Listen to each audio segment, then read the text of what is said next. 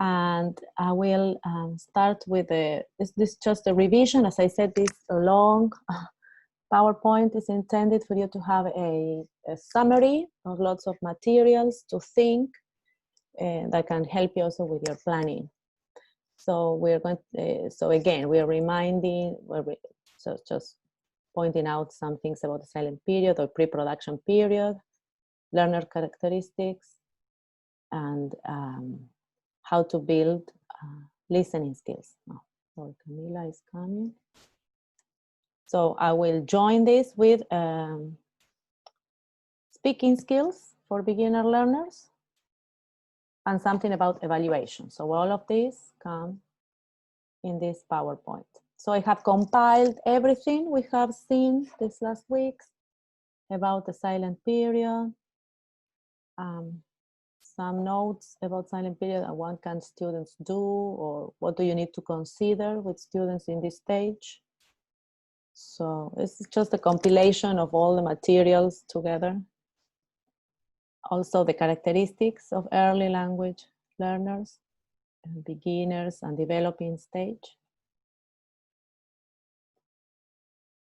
It's how to develop building skills. We saw this last week. And for example, what can the students do at this stage? And they can listen attentively, for example, copy words in the case they are also complemented with some reading and writing.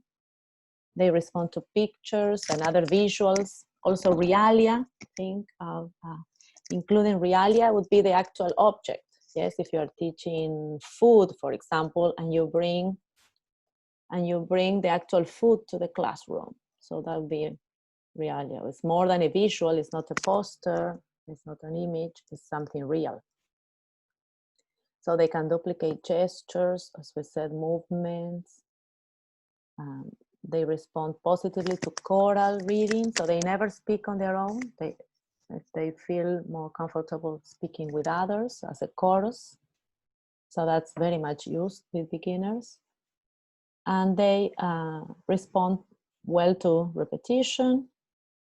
And a buddy is a friend. It can be used in different ways. In the United States, it is used with, for example, newcomers. If there is a child coming from Mexico, who is new and is at a very beginner level, then they pair him up with another speaker of Spanish who has been for a longer time in the US and who can speak English. And so they are buddies. But here we can use it also with students that you see are slower at the rhythm of learning. Pair him up with someone whose proficiency level is a little bit higher, and that can also work as a buddy. Always think at this stage, learners are not working alone. They are always in pairs or groups.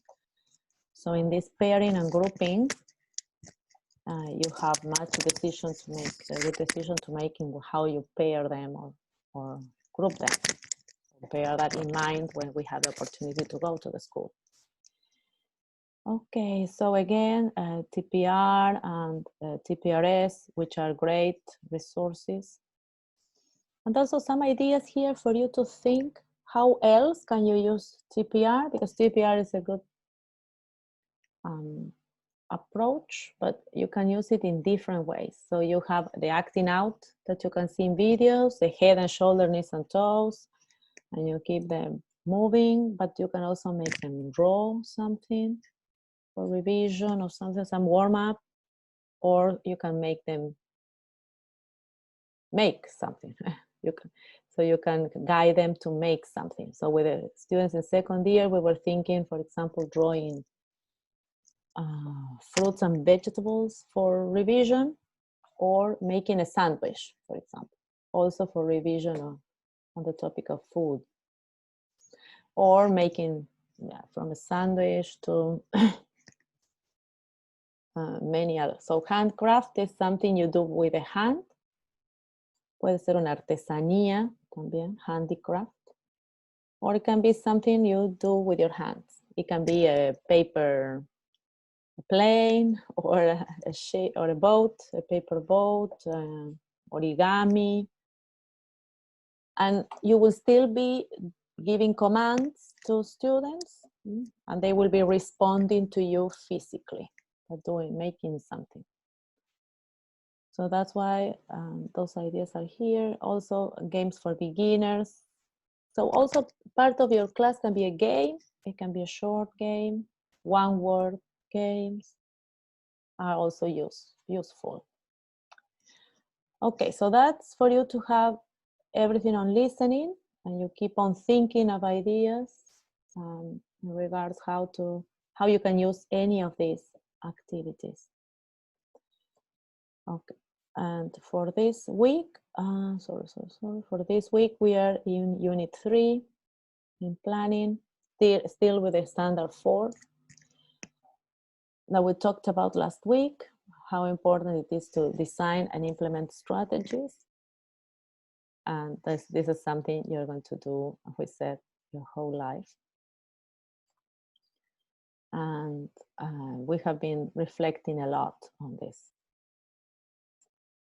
Also, never forget, I was thinking also standard 1. Standard 1 is also important in the sense that it tells you a lot about the learning, the stages and learning, and in which stage are your students. So you're always complementing them. And standard 5 in creating the environment. Remember, you're always creating the environment for the that is positive for learning. So they're all together in most of the cases. So, for example, when you started speaking, when you came to the program for the first time, so good morning to all the people coming. We are just starting the topic of this week. The previous part is just a revision of the previous week. And when you came for the first time to the program and you did some activities in the first modules, why do you think they helped you start speaking in English, since probably your proficiency level in English was not so advanced or not so developed? Maybe it was the first time you were really in a situation in which you were listening to English the whole day or most of the morning or the afternoon, and you needed to respond in English. How do you think that helped you? Can any of you think of those days in first year, for example, when you were in culture, in drama? The TPR activities. TPR activities. You did them in which? In drama or in drama, probably? Yeah. And how did they help? I need to insert TPR.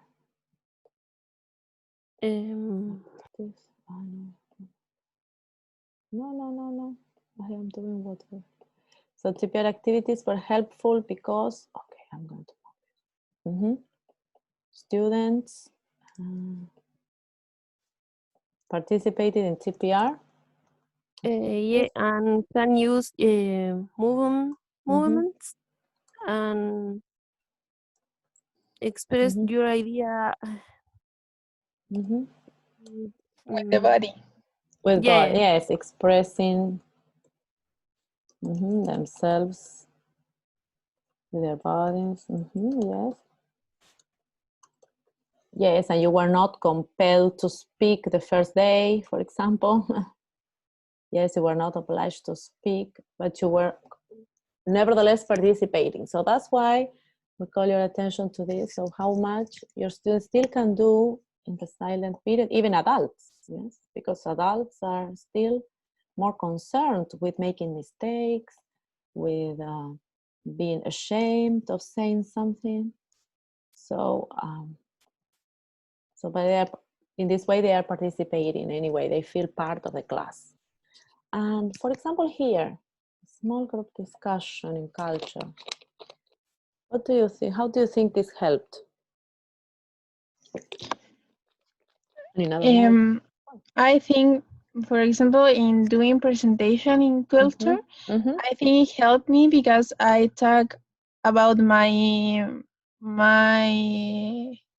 I don't know how to explain my Your point of my view. experience. Uh-huh. My Yeah. so there are words that I know Mhm. in this moment. It was a basic vocabulary, Mhm. so it helped me to get more confident in talking English. Mhm. Give presentations about their own experience. Yes, their own experience. And this is something, their own experiences. And this is something that also appears with writing. In my doctorate dissertation, my topic was writing. And pre-service teachers gave their opinion that even when writing is a difficult skill to develop with English learners, and not only with with speakers of different languages, even in their mother tongues, how important it is, they pointed out how important it was to develop writing activities around experiences, that the writing was relatable. I mean, they related to their own, meaning they related to their own lives. And so speaking about something we know about our lives, that gives us a good feeling, creates in us a good feeling, a feeling of confidence. Yes. You do. And then you did it alone or you did it in groups?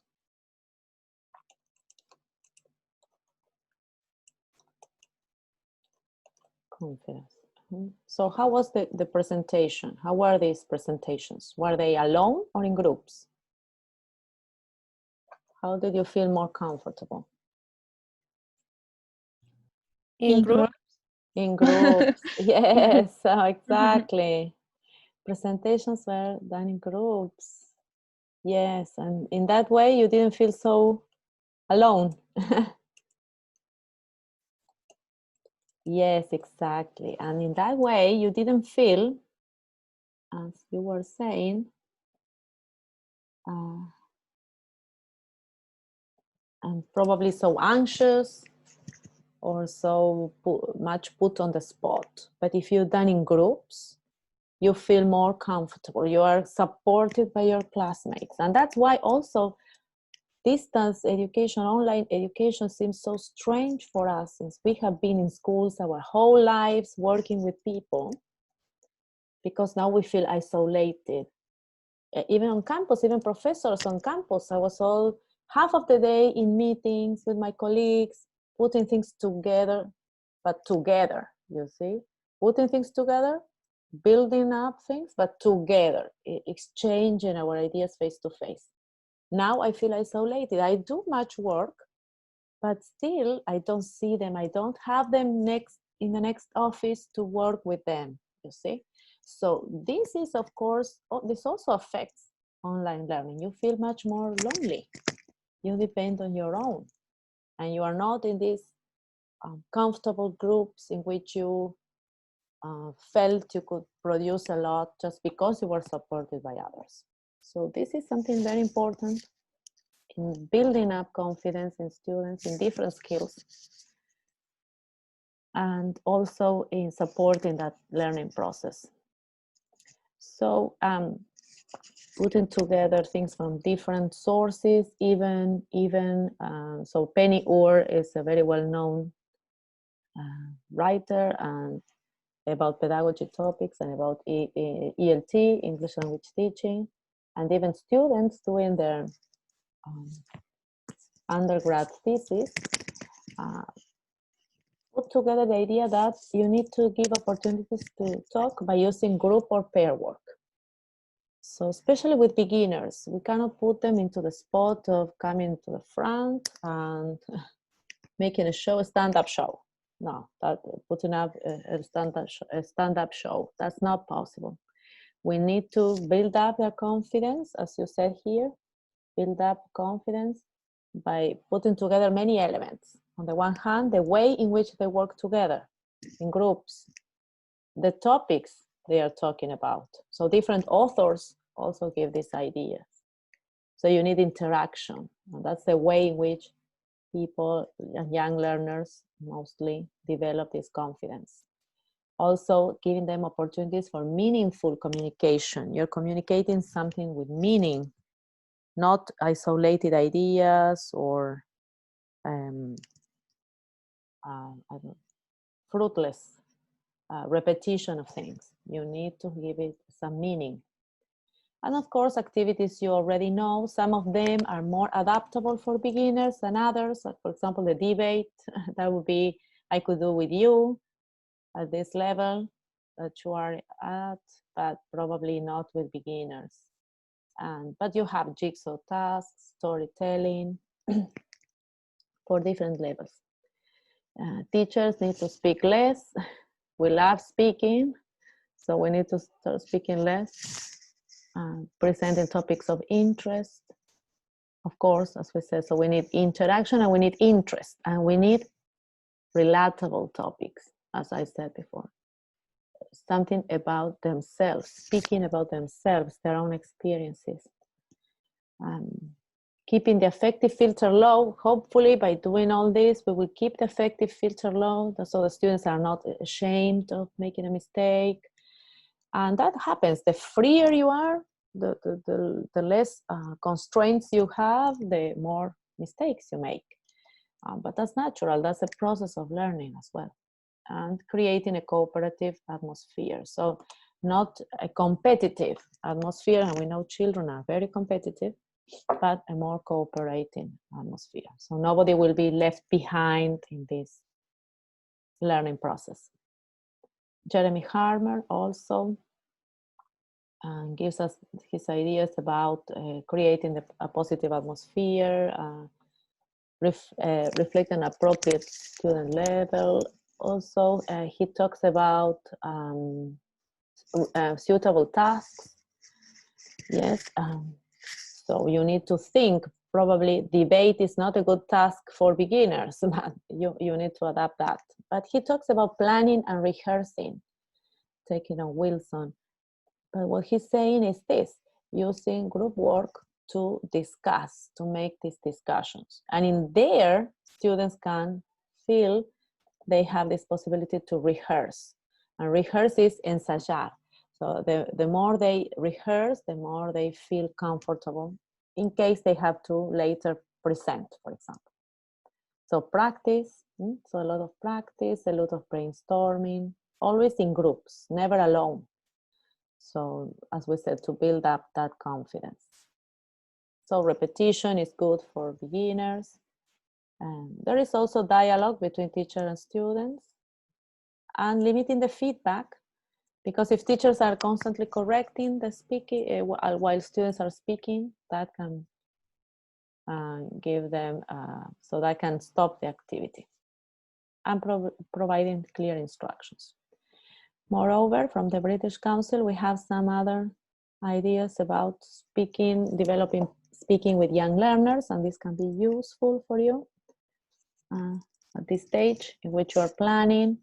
For example, something that is very important, keep up the word banks. And you know that in creating the environment, one of the ideas we were talking about was how do we create this atmosphere so the students know they are in English, so that they have word banks, anchor charts on the walls, reminding them of classroom language and the topic they are learning. So there you will have also sentence, for example, commands or language they use in their everyday life. For example, may I go to the restroom? May I ask a question? So all of these short questions and phrases that you would like your students to repeat and to learn as classroom language. So that's also important. So together with atmosphere, we need also this to expose our students to language all the time. Remember, we are not in an English-speaking country. It's not that they go out of the classroom and they keep on listening to English. So we need to create this atmosphere. So that's also the atmosphere, that environment. Okay, then give them a reason, and we talked about this. So you have appropriateness, and you give meaning. Yes, so children need a reason, need meaning. So do not make them just repeat things.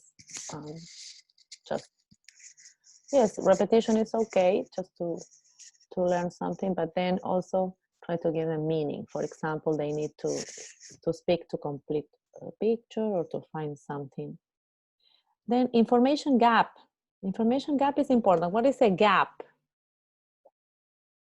So think, for example, if I go from this slide to the previous one, there is a gap.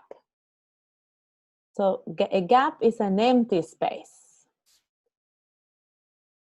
So we need sometimes a bridge, a connection. A gap es una abertura, algo vacío. So if we have an information gap activity, is some information I don't have. So if you hide something, I think I read in one of your activities that you were working with a bag and you were hiding things in a bag. So that creates an information gap. You have some information, they don't. Students don't. So that is a good warm-up activity to call their attention, to motivate them to participate. Try to find out what you have in the bag. So those kind of activities with children can be very motivating with children. As we said, chants and songs, repetition, sounds, rhythm, intonation, that's good with children. Tongue twisters, and you have an example here. So tongue twisters in which and you have the listening here, is when you repeat like alliteration, when you repeat some sound that you want them to learn. So she sells seashells by the seashore. So you're repeating the sound. So it can also be helpful for them to repeat, to also learn the rhythm and intonation of the language. I use masks and puppets also. Some colleagues at university have these curtains for the puppet show. And so that's another resource we can use with children to create these dialogues and help them practice. And for example, create the puppets all together in the classroom. That's a great activity, I think. And children will feel involved, and they will have a reason because they will have to perform these dialogues with the puppets. And that has some meaning. And they are doing something practical. Always remember, children need to be busy, do things with their hands. And then they can act out simple dialogues. And use as much as English as possible, since you are this model, they need to learn the language. Since we don't have so much input outside of the classroom, we need to provide them as much input in English as possible. And that's why we also hang posters on the walls with the required language, with vocabulary, with everything. And then demonstrate instructions with movement, since in most of the cases it is required that you don't speak Spanish or your mother tongue in trying to explain activities to children. Okay, so you have 3 slides, different authors, but they all come to more or less the same idea, that you have a meaning, you have reason for speaking, information gap. So some students have some information, some others have some other information. That also works when we did the jigsaw reading. So group A has some information, group B has some other information. Also, work in a good environment, work in groups or in pairs, and always support this practice of English by giving them a meaningful task, giving them something to do, and always supportive, being supportive with them, not making them feel ashamed or that they're going to do something alone, but feeling that they're being supported all the time. And here you have, for example, games can also be used as part of lessons in which you have vocabulary practice, for example, one word and games. So all of these resources will be useful for you, all compiled together. So you have listening and speaking for you to go back, see if you want to include them. But more or less for all of the skills at the beginner level, it works in the same way. You have to supply lots of support for reading as well, and for writing. Remember, it's very limited what they can do, but they can write some few isolated words, and or you will need also to support that writing.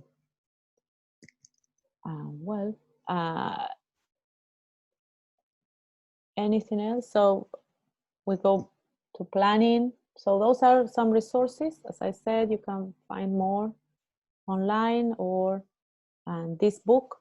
This book can be downloaded. The Practice of English Language Teaching, which is we just ordered to be bought at the university because it was included, but the book does not exist in physically in the library. So, but you can download it. This is probably not the newest, but it is very complete and it has lots of resources.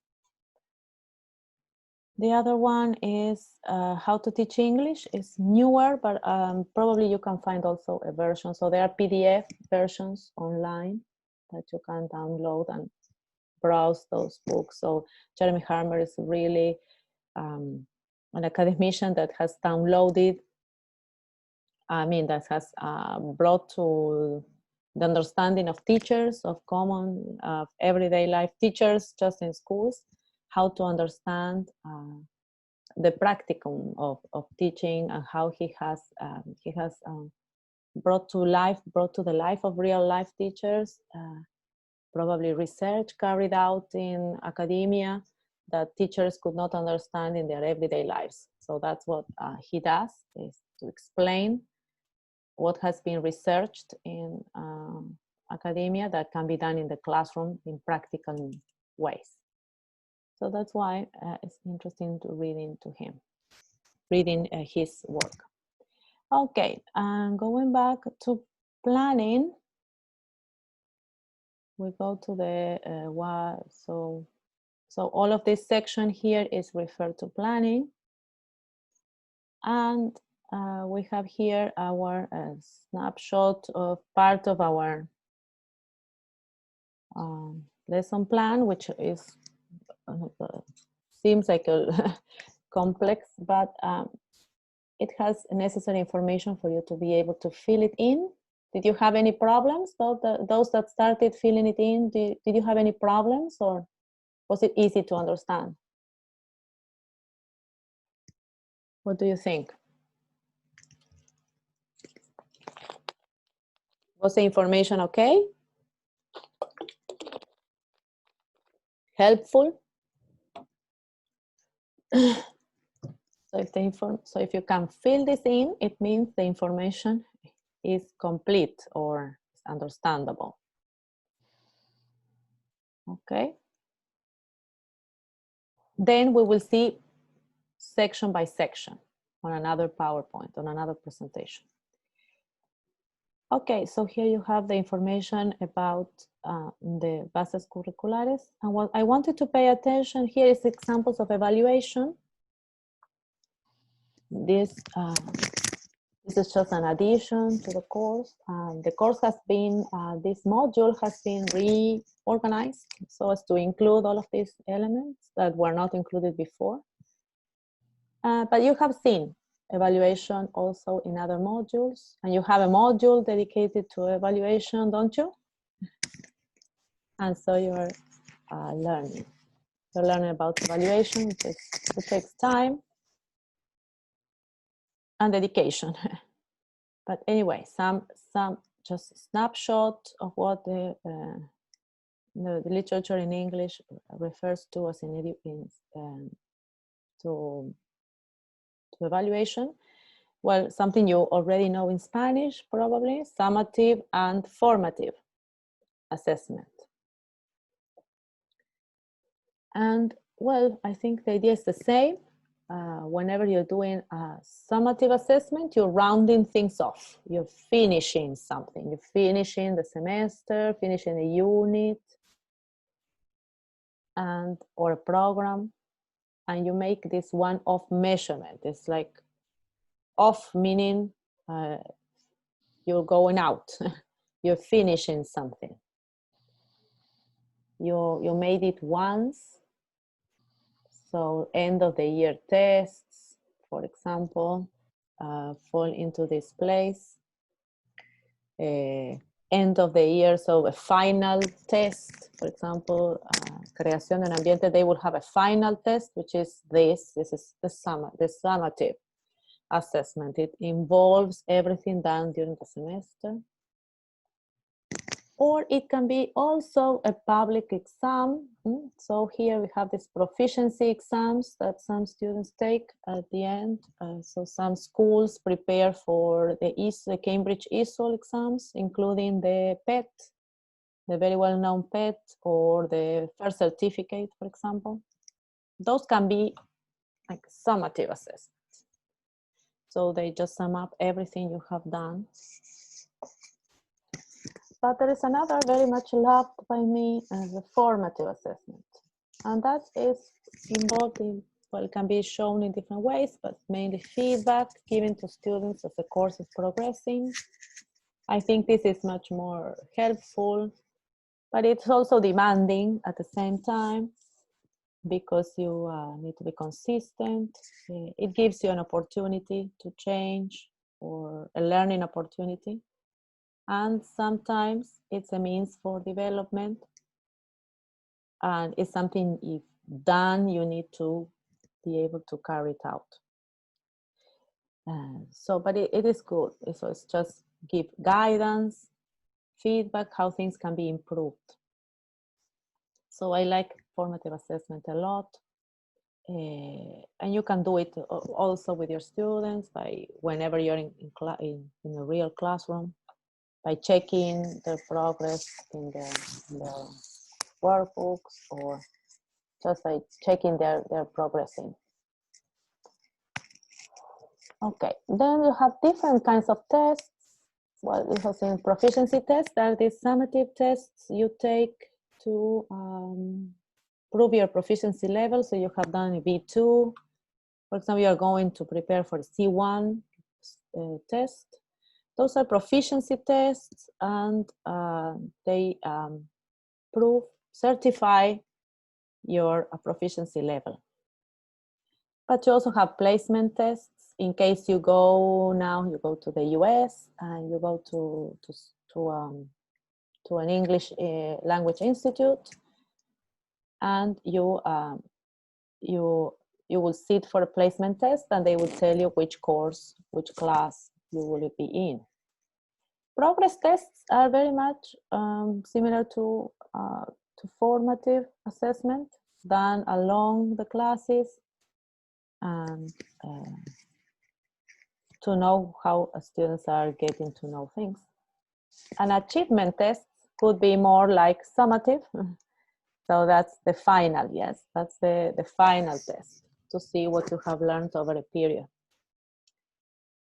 Well, continuous assessment is more like progress, more like formative. And also we have other ways of providing formative assessment, that is via portfolio, that we do a lot here at university. We do a lot. I have also read something about biography, language biography. It comes from some ideas from the Common European Framework, in which you compile all your experiences with the language. So it's not only by means of proficiency tests like TOEFL, like IELTS, like first certificate that are so stressful, but you can also, so the European framework has also thought of formative assessment in which you can comply with the requirements of proficiency levels in a language. So I think this is a good means of monitoring that learning process. So I like that. That's continuous assessment, the portfolios, or the biographies even. I am more that kind of evaluator than a summative evaluator. Okay, so but you will see that in the system requires us teachers to apply both summative and formative, achievement and progress. Okay, so some ideas about more ideas that are valuable in regards testing is that testing tests need to have validity, and that is test what they intend to test. If I am testing speaking, yes, by any means I am not testing writing. So validity and face validity, so that is inspire confidence. Okay, this test is really well done and it's really measuring what it says it's measuring. But also test needs marking validity, reliability, especially when we talk about for summative assessments in which we need to be sure of this marking, of this grading, this American grading, British marking, that it really doesn't generate any doubts, and different markers can get to the same results. And sometimes this is very difficult to get, so different people grade in different ways. And even yourself, if you're doing, for example, teachers at my school used to be told if they were doing summative assessments at the end, so these achievement tests, they needed to sit down and finish correcting in one day. So they will not change to the next day. So marking reliability is really very difficult, because you yourself can be feeling in different ways from one day to the other. So probably you will be very strict with the first ones and very lenient to the others, or vice versa. So marking reliability is difficult, but we need to strive in the case we have really strict achievement tests.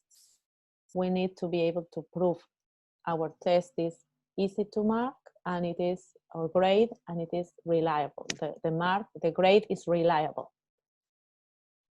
Then something to bear in mind, because we are not doing high-level tests in this lesson plan, is that we try not to ask students to do different activities.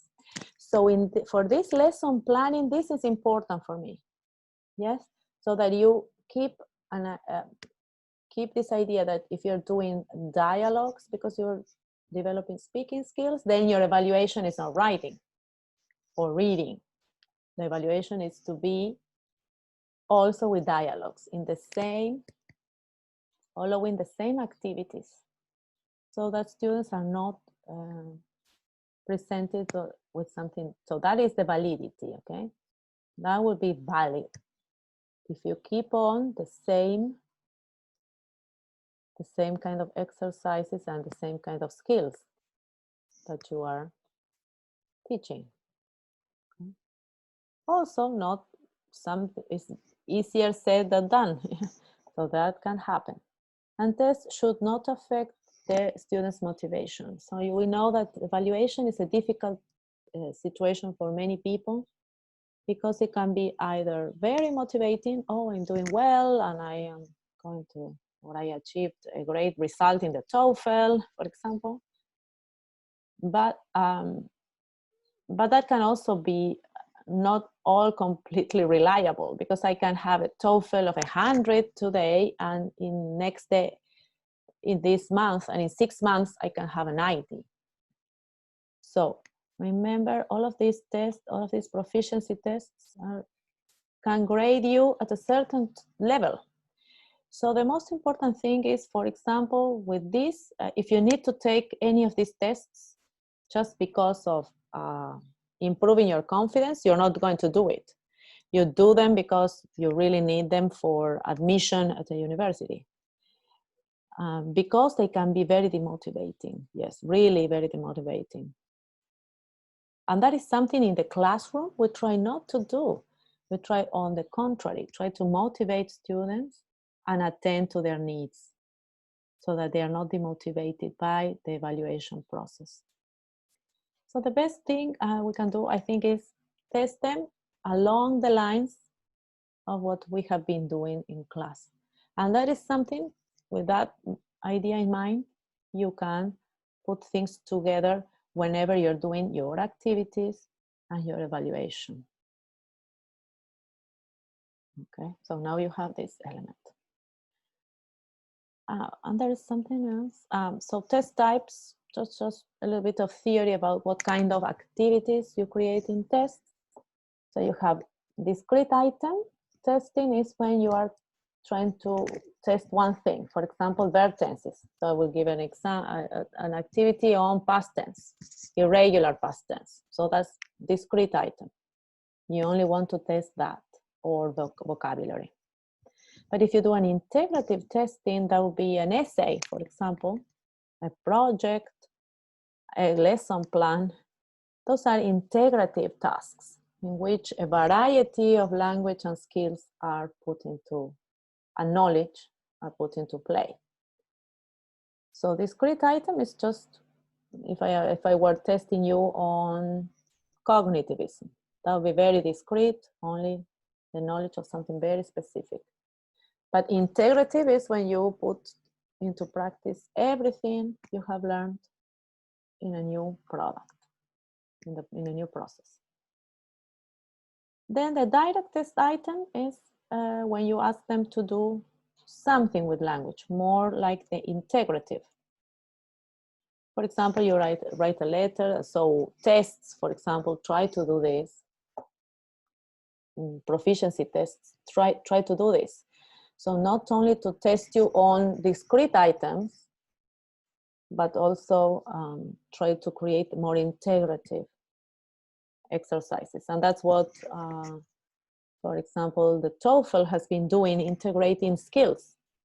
Before it was just only reading, listening, speaking, writing, all separate. Now it's everything, and that they're trying to include things, so trying to be more integrative. And we have two pronunciations for integrative. I have checked: integrative, which is more American, and integrative, which is more British. So you will hear both of them.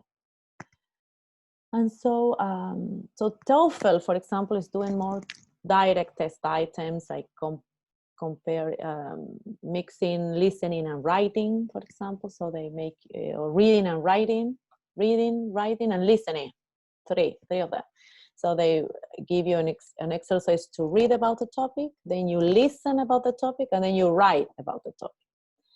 So that is something more integrative. Whereas we have indirect test items that are only activities in which we test the knowledge of language, not how to use it.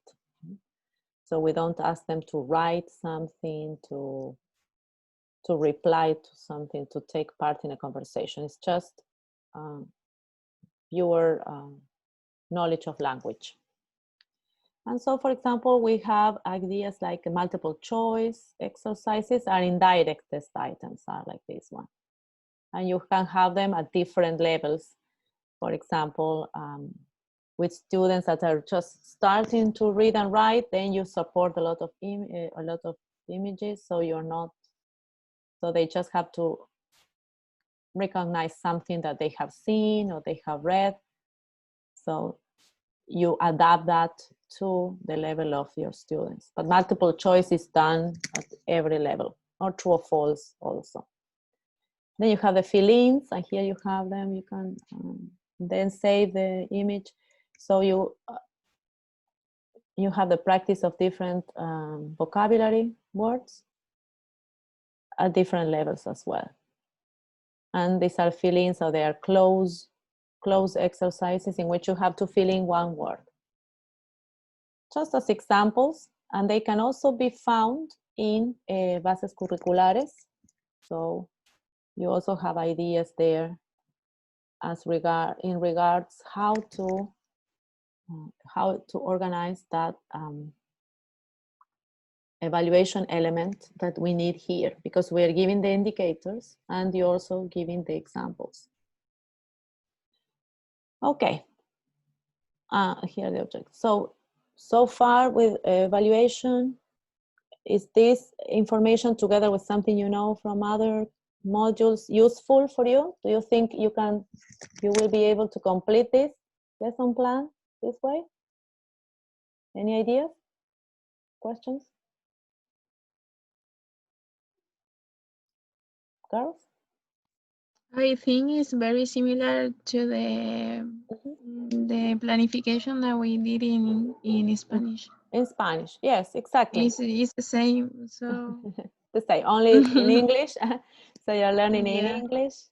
Yes, and so think of exercises you can adapt, yes, because in the literature you're going to find, of course, multiple choice. We do also at TOEFL level, and you have these tractors and blah, blah, blah, lots of other theory, a lot of other, much more theory in that. But you can think of just ways to adapt those to help in your testing, yes, in your evaluation of what you're doing, of what you're planning to do here. Okay. And I will share with you my example, and you will help me to finish with that. And then we have the objectives. Always keep on revising the English language objectives. And we have had some examples here. I have kept these examples for you to bear in mind, and more programs. Okay. So yes, you now have the English version of a very in summarized ways. And so now my lesson planning.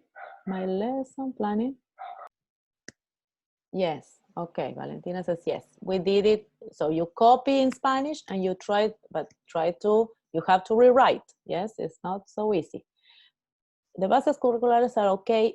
I would have written differently, but they haven't asked me so far. So anyway, okay, we are here. Okay, so my criticism to bases curriculares, because here it's also English sounds, but it's also English words. Moreover, well, okay, some addition.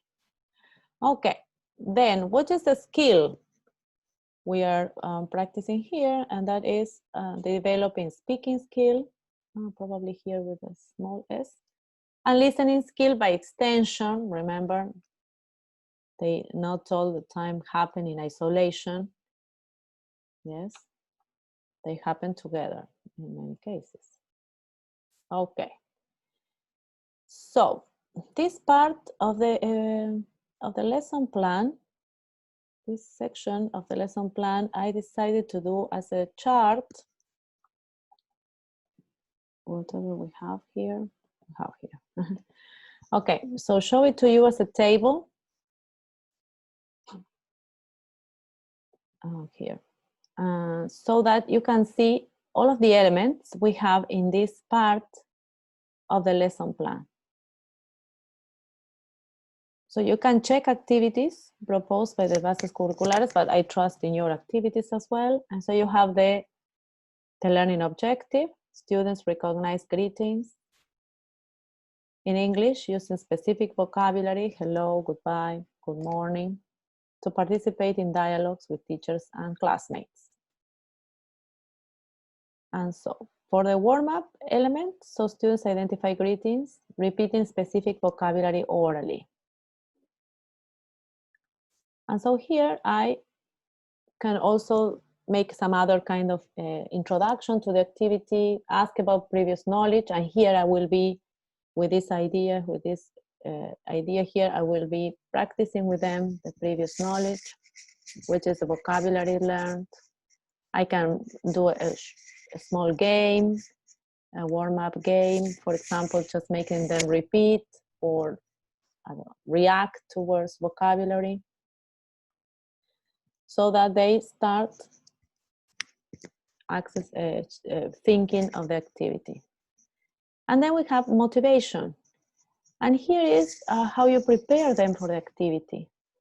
So here you can have help students relate to their own lives, or just something that calls their attention, some motivating element, some pictures, stories. You can tell a story. Even with this, I was thinking we will be revising greetings in English, but you can tell a story about a teacher coming, or a small role play, yes, pretending you one of the students is a teacher and the others the students. So here you can, these two activities can be joined together in giving the idea that you're revising previous knowledge that you need for your activity and for the whole class, but also you are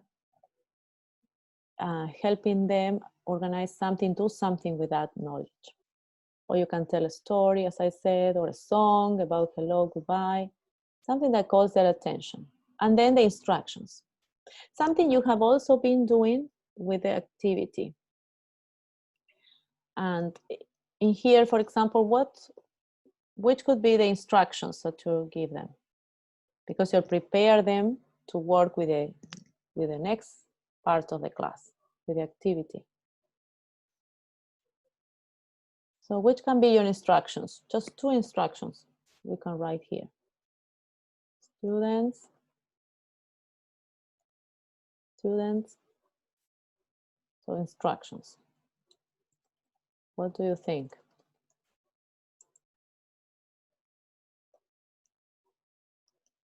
Students,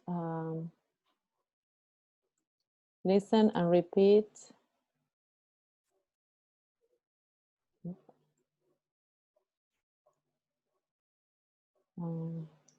Language, specific vocabulary.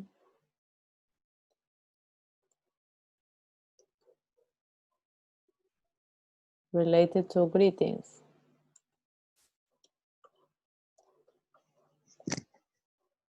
Then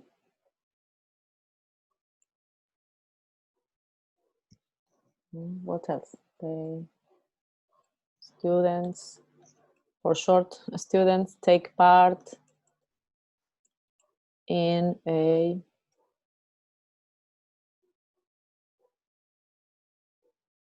TPR activity or in a short dialogue, taking the role of the teacher and students.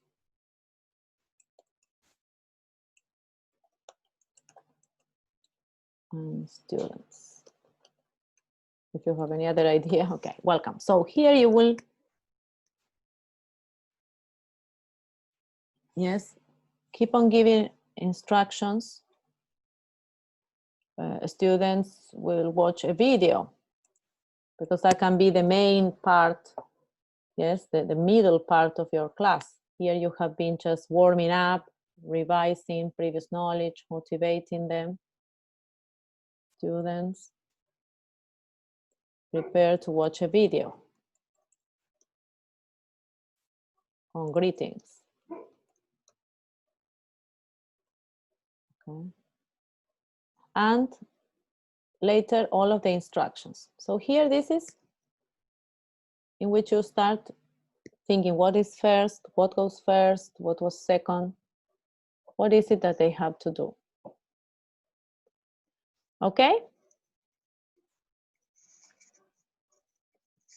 So because in part B, you will have already the development of the class. And in this pattern, it's easier for me to see because in the lesson plan, it appears very reduced. So which are the concepts and linguistic contents of the learning objective? If we go back to the learning objective, which are the contents, the language that I'm going to teach? So it's very easy. Which are the contents here? Concepts. Oops, sorry. I cannot write here. So concepts, greetings and farewell.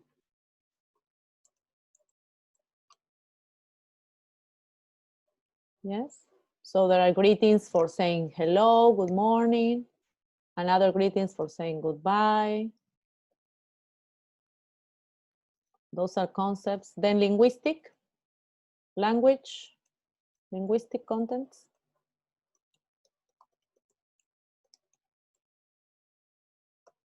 Contents. Are you okay? Okay. Yes. Can you hear me? Okay. Yes. So linguistic contents includes all of the language. Yes. Hello. Good morning.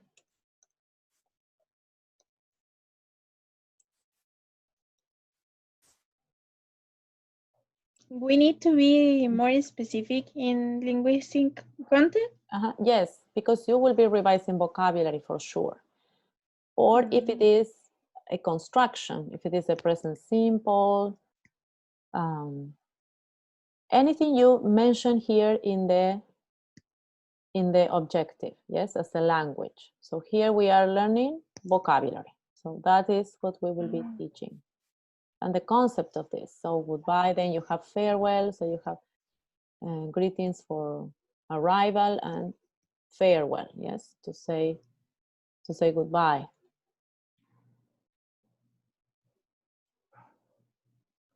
And farewell, yes, farewell. Despedida, farewell, goodbye, have a nice day.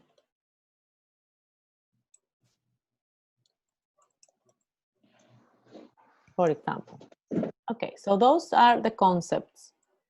And then the specific exercises according to the skill, and our skill is speaking. So my specific exercise will be in speaking. So we will be speaking and repeating, answering, asking, hello, hello, good morning, goodbye, and organizing short dialogues. That's what I can do with this content, okay, with this concept. So then the specific exercises according to the skill, yeah, according to the skill. So everything is oral, yes, so this is only speaking. Organizing dialogues, as we said, and role-playing. Okay, this relationship to other areas is in case we are doing, probably not at this level, but the level of CLIL, for example, if you're, the concepts here have to do with the state of water. We have seen those examples, remember? Probably with 8th graders, talking about the state of water. And so there you will have the relationship to natural science and environment and everything you do in case you have these connections here. And the student interaction, how are students going to interact in dialogues, only teacher-student, or dialogues among themselves, or group work? Students interaction includes how are they going to interact. And you did this also in the activity. You already thought of this. So students interaction with a teacher, with classmates, and so you with a teacher and classmates. So you there add this specifically. Okay. So this is the development. And so here the specific exercises activity are here, but all of the previous ones are preparing you to do this big, which can be a dialogue, but you're preparing first. You're preparing first with the vocabulary, then you show a video, then you do more explanations, and then you do the big dialogue. So that can be your main activity. Yes, your main exercises. So according to skill speaking, a role play, and they will take different roles. So Juanito will be the teacher, and then Maria will be the teacher, and they will exchange roles, for example. So that's my main activity. All right, and then the closure is when I summarize the objective. The learning objective again is to recognize recognize the greetings. So I check students really recognize, have learned about these greetings. So the summary. So I make sure students recognize greetings. I revise again.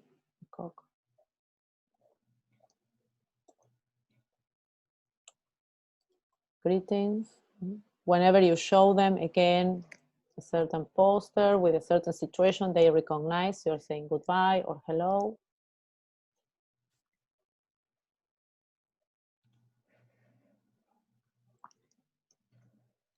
Then you make a synthesis. You make them reflect. How do they reflect? By saying, if I am leaving, and you, for example, you can make, remember at this point, you are acting out and giving instructions by giving, or commands by, with movements, as we saw before. So in synthesis, the teacher can act out a departure, and students have to think, oh, that is farewell, goodbye, yes? And students recognize a farewell, for example. Farewell action, yes? So it's just a way to synthesize. Remember, at this point, they don't have much language, so everything continues to be acting out or reacting to something you pose, some clue that the teachers pose. With older students, in the case of the states of water, for example, you can reflect much more in case they're older and they have developed much more language. And follow-up activities or a homework or a new challenge would be, for example, even with young learners, a new challenge could be, okay, so next week you are going to create your own dialogue, yes? So students already have this challenge that they have to create a new dialogue, putting into action, into use everything they have learned. A new dialogue for next class, for the following class. But this time it will be their own in groups, done in groups by themselves. So just to give you some ideas on how this lesson planning can be filled in. Just thinking of all the elements, what goes first, what goes second. And here in the teacher activities, remember, this is very much connected to the objective. So if the objective says students recognize greetings in English using specific vocabulary, hello, goodbye, and we need to, yes, good morning, to participate in dialogues, then here we need to have the same. Teacher shows pictures of greetings in English, repeating specific vocabulary orally. So this mirrors, this is a mirror of what you have written the students will do. And so they are next to each other in the planning. So in the lesson plan, you have them next to each other.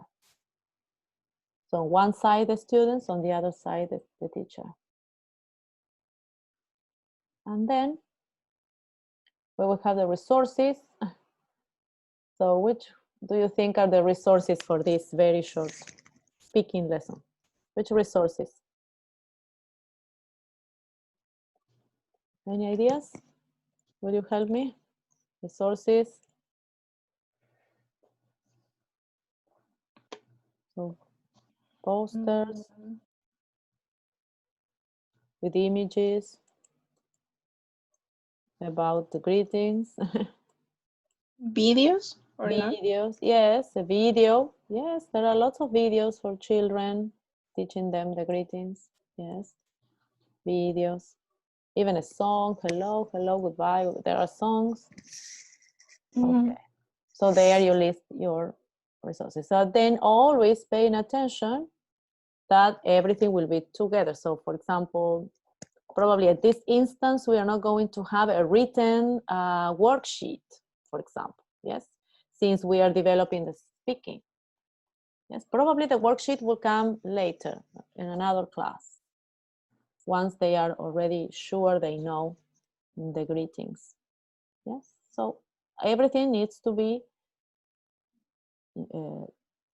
related. So if we are doing just oral and speaking skill, then the resources, everything will be related to speaking and listening more than writing at this level. Okay. And then the evaluation, the evaluator is the indicator is taken from the bases curriculares. So there's nothing new here. Students greet their teacher appropriately. So this is an indicator that they have learned the greetings. Good morning and goodbye. We can add more there, more examples. And finally, here we will add about evaluation. So what type of evaluation am I doing? Oh, no. So what type of evaluation and the instrument? If I go to the page on evaluation, which is page 89, I have it in the other PowerPoint. It will say, what did Jeremy Harmer say? So if I practiced orally, if I practiced with dialogues, taking roles, blah, blah, which will be my instrument of evaluation? Most probably it would be another dialogue. Yes, so a dialogue, and it is written there. So it's, okay, I am guided by the bases curriculares. And the type would be, instead evaluation is the type will be a discrete, it will be a direct. We will go back to the previous. Okay, so you can go back and forth looking for that information, and then you will see you have examples on page 89 in bases curriculares. So there you can see what I'm talking about. In this, that we are respecting the, no, and this is something we already did. We are respecting the kind of task that we are doing, which is friendlier, the friendlier view. Okay, so this will be, when I write here the type of evaluation, so it will be an integrative evaluation, integrative test item or evaluation, yes. And the instrument will be a dialogue. The dialogue in which I will be also revising the same items I have been teaching along the class. Okay. All right, so that's in brief, in a summary, what you have been doing. You have been doing this, and it's okay at the level you have done it. If you want to do again and resend me, it's okay. And most probably you will have another version after I revise it, but that's the idea, that we do this formative assessment so that you can improve your planning. Okay, girls, is there anything we will need to revise again, repeat at this point? So you will see this PowerPoint step by step. So it's easier probably to see and organize the items, each section of the class sections. And you will have time this week to continue revising and sending me your versions. So how do you want to do it? We have something for next class. For next week, you continue working in pairs, confirm. So you're working in pairs as you are, it's okay. So you have checked understanding of the lesson plan, so continue working on your lesson plan.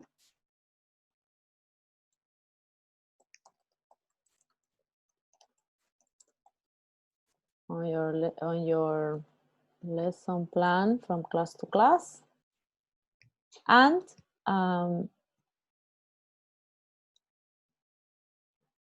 when do you think you can have it for me to provide feedback? And so next Wednesday, you're just putting things together. For next Wednesday, you have everything clear, so we can discuss how we will present it. So just think how is better for you. So you have reflected on your grade level, I think. If not, continue reflecting the unit. So you know each grade has, I think, 4 units planned in the bases curriculares, so you can choose any unit on the contents. Complete the lesson plan to the best of your ability and send it via email. Is that easier for you? Via email along the week. Yes, this week. For formative feedback.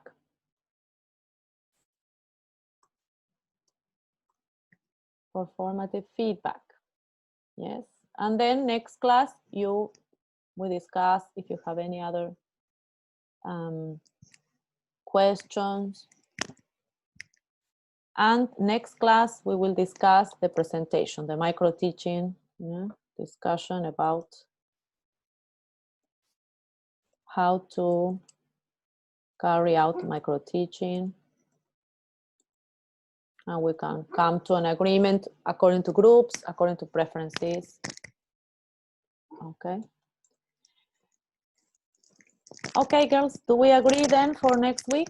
These are our agreements. So you can send me along this week and I will try to respond as soon as possible. I have been responding.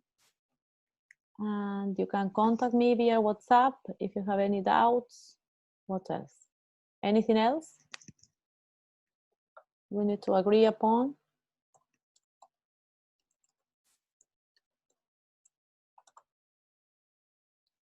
Girls?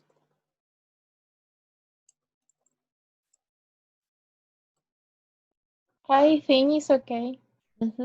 Okay. So perfect. Perfect then. Please just contact me and we are okay. If we are okay,